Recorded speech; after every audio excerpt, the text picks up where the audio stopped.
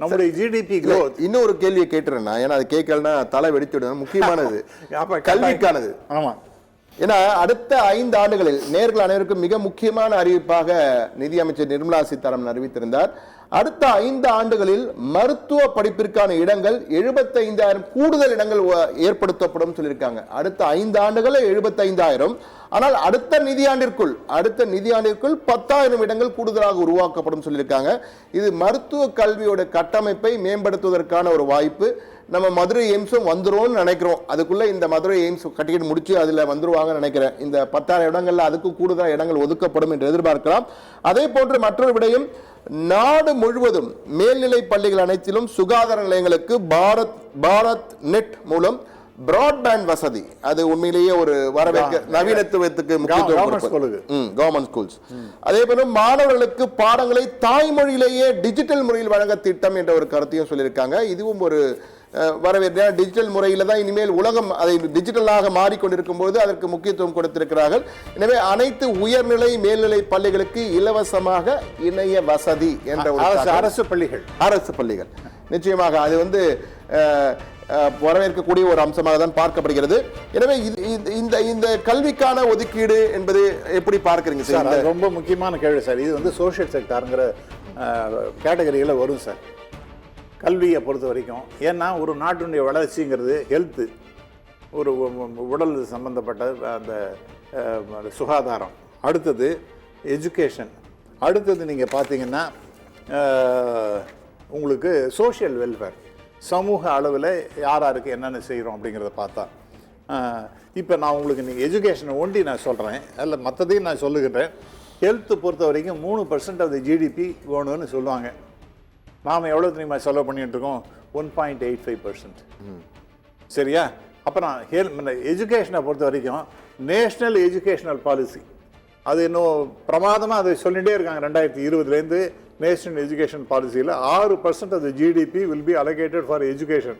டெஃபினட்டாக பண்ணுவோம் அப்படின்னு அது வந்தாச்சு. நீங்கள் தான் இம்ப்ளிமெண்ட் பண்ணிட்டீங்களே, நீங்கள் அதுக்கு தகுந்தாப்பில் அலோகேஷன் வேணுமா வேண்டாமா? ஹையர் எஜுகேஷனுக்கு 0.99%. அதே மாதிரி ஸ்கூல் எஜுகேஷன் அதுக்கு 1.51. அப்படின்னா 2.5% தான் நீங்கள் வந்து அலோகேட் பண்ணுறீங்க. Whereas your target is 6%. Is it sufficient? நீங்கள் இந்த ப்ராட்பேண்ட் அது இதெல்லாம் நீங்கள் ஏதோ பெருமையாக பேசிட்டு அலங்கார தோரணைகள் தான் எல்லாம் இதெல்லாம் டிங்கரிங் ஒர்க்கு சார். இது அவ்வளோதானே ஒழிய இன்றைக்கி முக்கியமாக இதெல்லாம் பண்ணலை. சோஷியல் வெல்ஃபேர் அதுக்கு நீங்கள் அதிகமாக செலவு பண்ணணும். அதுக்கு நீங்கள் செலவு பண்ணுற 1.7%. ஆகவே இந்த ஆங்கிள் தான் நீங்கள் பார்க்கும்பொழுது ரொம்ப கடினமான ஒரு நிலைமை. அடுத்ததாக யூரோப்பியன் யூனியன், இது ஒரு முக்கியமான. ட்ரம்ப்பு நீங்கள் பயப்படுறீங்க இல்லையா, அதே போல் யூரோப்பியன் யூனியனையும் கண்டு நீங்கள் பயப்படணும். ஏன்னா அவன் என்ன சொல்கிறான், இந்தியாவிலேருந்து வரக்கூடிய பொருட்கள் எல்லாம் கார்பன் எமிஷனோட தான் வருது. அதெல்லாம் அதாவது சுற்றுச்சூழலை பாதிக்கக்கூடிய வகைநிலை தான் ப்ரொடக்ஷன் இருக்குது.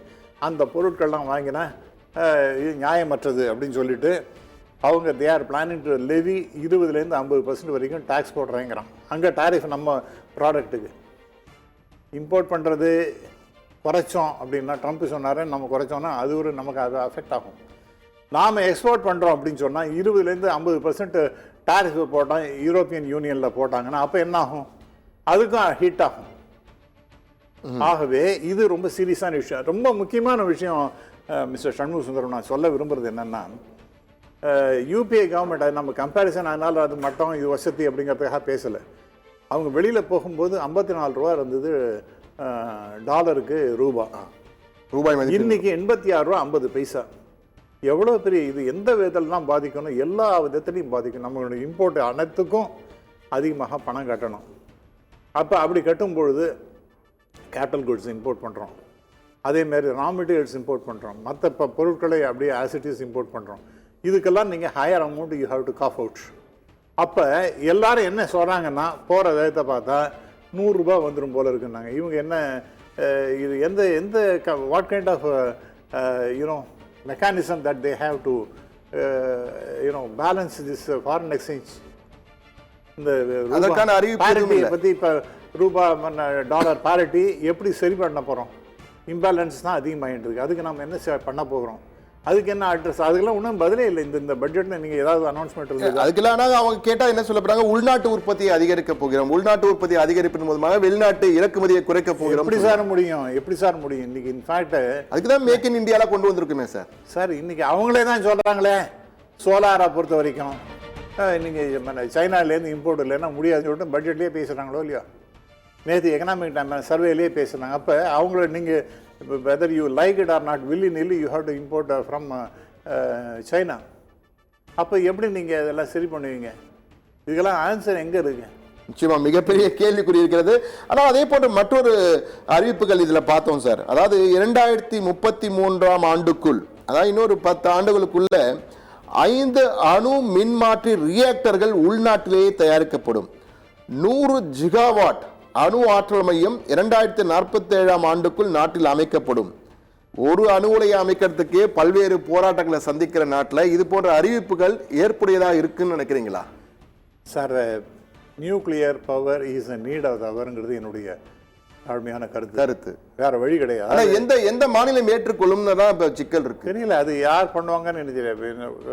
BJP ruling states, double engine ஸ்டேட்ஸ்ல நடக்குமா? இருக்கலாம். It may be in Gujarat or it may be in Orissa. இது மாதிரிலாம் இருக்கக்கூடிய வாய்ப்பு இருக்கு. ஏன்னா அவங்களுடைய இடத்துல ஒன்றும் பிரச்சனை இல்லைன்னு அவங்க பார்த்துக்கிறதுக்கு முடியும். ஆனால் குஜராத்ல ஏற்கனவே இது போன்ற பல பிரச்சனைகள் வந்து அங்கே நிறுத்தப்பட்டிருக்கிறார்கள். ஆனால் அந்த நியூக்ளியர் பவர் நாம் வந்து ரொம்ப ஜப்பான்லேயே அந்த ஃபுகுஷிமா பிரச்சனை வந்தது. பட் இப்போ அங்கே அது சரியாக போய் இப்போ புதுசாக நியூக்ளியர் பவர் பிளான்ட்ஸ் போட்டுருக்காங்க. ஸோ அதனால நீங்கள் வந்து அதை கம்ப்ளீட்டாக ஒதுக்கி தள்ள முடியாது அப்படிங்கிறது தான். அவங்க சொல்கிற மாதிரி அந்த அளவுக்கு மெகா சைஸ் வருமானு எனக்கு தெரியல.